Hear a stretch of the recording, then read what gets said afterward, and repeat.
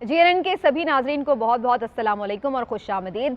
सुबह से ही special transmission बल्दियाती election के हवाले से आप देख रहे हैं और मुख्तलिफ मेहमान उसमें आ भी रहे हैं और शामिल हो रहे हैं, और हम कोशिश कर रहे हैं कि हर पहलू से अहाता किया जाए इस बल्दियाती इलेक्शन का, जो कि कराची, हैदराबाद, दादू और सिंध के मुख्तलिफ अजला में हो रहे हैं।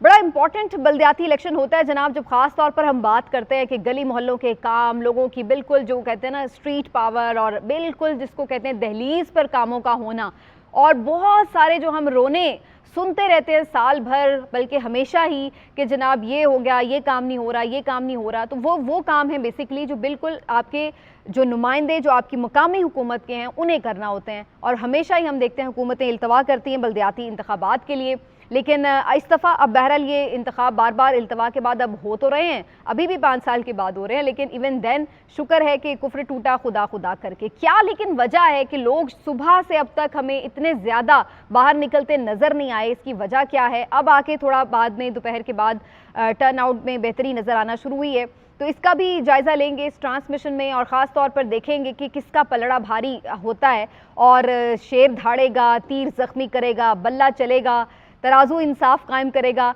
अब ये तो नहीं कह सकते कि पतंग किसकी पतंग काटेगी, क्योंकि उन्होंने अपनी पतंग खुद ही काट लिया, बॉयकॉट किया है एमक्यूएम ने, और उस बॉयकॉट का क्या एक सिग्निफिकेंस है, कितनी इंपॉर्टेंस है, इसके हवाले से भी बात करेंगे। क्या वाकई लोग उनकी बॉयकॉट की एहतजाज की वजह से थोड़ा कम निकले, या फिर बाद में जब ओवरऑल सिचुएशन पता चलेगी तो आइडिया होगा कि टर्न आउट असल में रहा क्या दिन भर। तो बहरहाल जनाब बड़ी दिलचस्प सूरत हाल है अभी तक की। अल्लाह का ये शुक्र है कि अमन अमान की सूरत हाल बहरहाल बेहतर रही, और उस तरह से जो खदशात थे वो अभी तक तो कोई ऐसी चीज़ देखने में नहीं आई। अलबत्ता कुछ ऐसे वाक़यात ज़रूर रूनुमा हुए जिसमें नज़्म व ज़ब्त के हवाले से, या फिर जिस तरह से आपको पता है इन जो खिलाफ वर्जियाँ होती हैं, इन ये जो इंतखाबी ज़ाब्ता इखलाकी, उसके हवाले से कुछ शिकायत है। बहरहाल मेरे साथ ट्रांसमिशन में इस वक्त इमरान याकूब खान साहब सीनियर तज्ज़ियाकार मौजूद हैं, उनसे बात का आगाज़ करते हैं और फर्दर भी हमें गेस्ट ज्वाइन करते जाएंगे। इमरान साहब, ये शुक्र है कि बहरहाल बल्दियाती इंतखाब जो है वो कंडक्ट किया जा रहा है, अगरचे इसको रोकने की, इल्तिवा की बार बार कोशिशें होती रही हैं, तो आप समझते हैं कि लोग जो सुबह कम निकले उसकी ये वजह है कि एमक्यूएम बॉयकॉट कर रही है, या इस सिस्टम से ट्रस्ट उठ गया है, या वैसे ही जनरली लोग संडे को ज़रा लेट उठते हैं? आपको क्या वजह नज़र आती है? बिस्मिल्लाहिर्रहमानिर्रहीम। समीना, सबसे पहले तो जैसे आपने कहा कि अच्छी बात यह है, सबसे अच्छी बात यह है कि बल्दियाती इंतखाबात हो रहे हैं।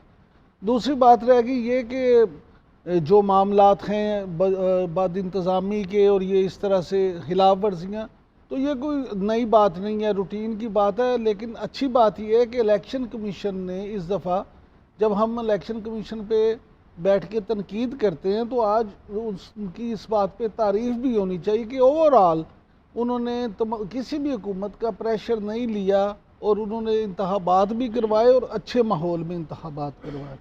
अभी देखें, अब तकरीबन 40 मिनट रह गए हैं मुकर्रर वक्त के मुताबिक, तो मजमूई तौर पे आज अच्छा ही दिन रहा। अब जो बात टर्न आउट की है, तो लाजमी बात है आप एक समझें कि कराची और पेशावर, हैदराबाद, ये दो तो ऐसे शहर हैं जहाँ पे आप एमक्यूएम को अगर माइनस करेंगे तो उसका मतलब ये है कि टर्न आउट वाकई ही कम होगा। ठीक, क्योंकि ये आप इससे इनकार करें या आप इसका इकरार करें, आप इससे इख्तलाफ करें, लेकिन ये बात तय है कि कराची में एमक्यूएम की जड़ें बहुत मजबूत हैं, और बहुत सारे लोग जो हैं, बल्कि अक्सरियत अगर आप ये करें इस तरह से कि उनके साथ अभी भी वाबस्तगी रखती है, तो उसमें कोई दूसरी राय नहीं है। एमक्यूएम ने ये जो बाइकआउट किया है, इस पर भी अगर मैं बात करूं तो मैं ज़ाती तौर पर ये समझता हूं कि एमक्यूएम ने ये घाटे का सौदा किया। अच्छा। हाँ जी। उसकी बुनियादी वजह यह है कि आपको याद होगा, जैसे रात भी मैं प्रोग्राम में कह रहा था कि जब पहले भी एमक्यूएम ने एक दफ़ा मुशर्रफ दौर में बाइकआउट किया था, तो नेमतुल्लाह खान साहब जमात इस्लामी से जिनका ताल्लुक था, वो बन गए थे कराची के नाजिम, और उन्होंने फिर इतने तरक्याती काम करवाए, ये कुछ किया कि आज भी लोग याद करते हैं, आज लोग याद करते हैं, और मुस्तफ़ा कमाल साहब को उन्हें कॉपी करना पड़ा। बिल्कुल ठीक, उनके मामलात को लेके आगे चलिए इस पे हम डिटेल में बात करें बल्दियाती इलेक्शन के हवाले से, जहां पर एमक्यूएम ने बॉयकॉट किया है। खालिद मकबूल सिद्दीकी कह रहे हैं कि ये खामोश रेफरेंडम है, कि अवाम जो है वो कम अगर निकल रहे हैं, टर्न आउट कम है, तो ये खामोश रेफरेंडम है। क्या इमरान साहब भी इसको खामोश रेफरेंडम से ही ताबीर कर रहे हैं? तो इमरान साहब, अभी हम जमात इस्लामी के जो कराची के अमीर हैं नईमुर रहमान साहब, उनको सुन रहे थे, और वो फैक्चुअली बता रहे थे कि जिस तरह पहले ज़िमनी इलेक्शन हुए हैं उनमें भी लोगों का टर्नआउट बड़ा कम रहा है, जबकि उसमें एमक्यूएम पार्टिसिपेट करती रही है। तो जनरली लोग अब कम रिस्पॉन्ड कर रहे हैं या फिर एमक्यूएम की वजह से लोग कम रिस्पॉन्ड कर रहे हैं? देखिए, दोनों वजह हैं। अच्छा।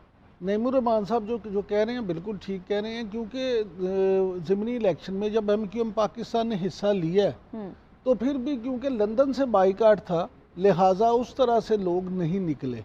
अब भी ये इकट्ठे तो हो गए हैं, मुत्तहिदा तो इन्होंने कर ली है, लेकिन आप एक बात ज़हन में रखें कि वोटर तो वही है ना जो कुछ स्प्लिट हुए थे, पीएसपी के साथ थे, कुछ एमक्यूएम के साथ थे, कुछ कहीं थे। तो ये जो दोनों तीनों धड़े जो हैं ये ठीक हो गए हैं।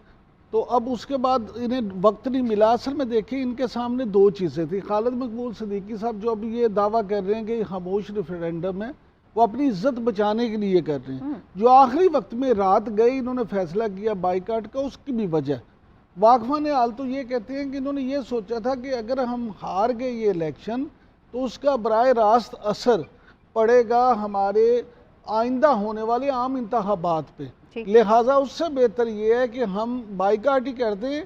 फेस सेविंग दी है, फेस सेविंग। और हम ये तो कह सकेंगे ना कि क्योंकि हम इकट्ठे हुए हैं, हम चाहते नहीं थे, हल्का बंदियाँ गलत थी, ये था, तो इसलिए हम इलेक्शन में थे ही नहीं। अगर हम होते तो हम तो पासा ही बदल देते।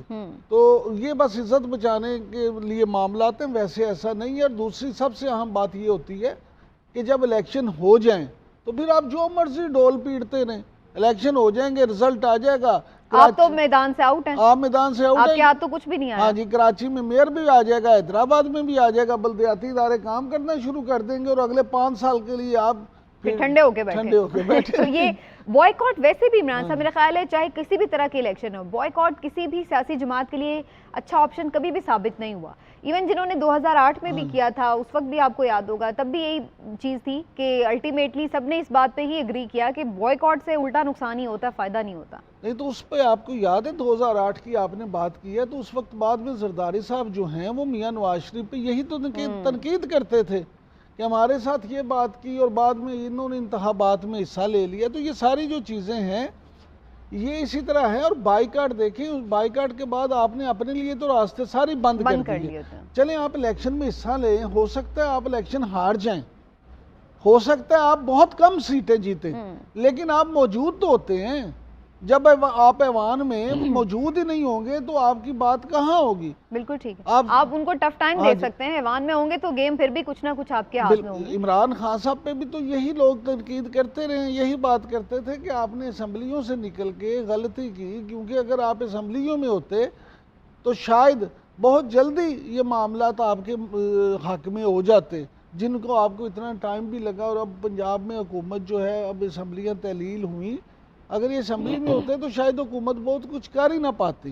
ठीक, लेकिन बहरहाल वो तो अभी हम उस पर जाते हैं कि मुल्क की सियासत का क्या इस पर असर है और क्या इसको बल्दियाती इंतखाब से कनेक्ट किया जा सकता है या नहीं। लेकिन थोड़ा सा चूँकि अब थोड़ा सा ही वक्त बाकी रह गया है, क्या लग रहा है आपको इमरान साहब, जो जनरली ग्राउंड रैलिटीज़ थी, जिस तरह से लोगों ने कैंपेन की, पीटीआई बड़ी मुतहरिक नज़र आई, बड़ी रैलियाँ निकाली, और जमात इस्लामी भी बहुत ज़्यादा काम भी उन्होंने किया और बड़ा उन्होंने डोर टू डोर कैंपेन और रैलियाँ, तो अच्छी कैंपेन किसने की आपके ख्याल से? पीपल्स पार्टी ने भी इस दफ़ा बड़ी इस पर मेहनत की कराची में। तो आपको लग रहा है कि अब तीनों ये मेन जमातें रह गई हैं, तो ये कोई इनमें से कौन फर्स्ट सेकंड थर्ड आ सकता है? देखिए, मुझे ऐसा लगता है कि कैंपेन तो तीनों ने बड़ी अच्छी की है, तीनों ने इस दफ़ा कराची में जोर लगाया। लेकिन मुझे ये लगता है कि पीपल्स पार्टी जो है, एमक्यूएम के बाइकाट का ज़्यादा फ़ायदा पीपल्स पार्टी को हो सकता है। अच्छा। हाँ, उसकी बुनियादी वजह कि एक तो ये कि उनकी सूबाई हुकूमत भी है वहाँ पे। अच्छा, दूसरा पीपल्स पार्टी ने, आपको याद होगा कि कभी भी जो कराची और हैदराबाद है या शहरी जो इलाके हैं उधर अर्बन एरियाज में उस तरह से कभी मेहनत भी नहीं की, उनका फोकस भी नहीं था। लेकिन इस दफ़ा बिलावल भुट्टो जो हैं उन्होंने ख़ास तौर पे फोकस भी किया और उनका ये भी कहना है कि पहली दफ़ा हम हैदराबाद में भी अपना मेयर बनाएंगे। तो अब अगर एमक्यूएम नहीं है तो पीटीआई जो है, देखें, एक अगर आप वेव की बात करें या लोगों के इसकी बात करें, रुझान की, तो बिलाशुबा इमरान खान साहब जो हैं उनकी मकबूलियत तो कराची में है। उन्होंने पिछली दफ़ा इलेक्शन में सीटें भी काफ़ी जीती थी, लेकिन कुछ लोगों का ये ख्याल है कि क्योंकि वो सीटें जीतने के बावजूद भी कराची में उस तरह से कुछ डिलीवर नहीं कर पाए, अब उसकी वजह आप ये समझे कि ठीक है। सूबाई हुकूमत नहीं थी या जो भी था, तो मुझे लगता है कि पीपल्स पार्टी को एज है, एज है पीपल्स पार्टी को। अच्छा चलिए।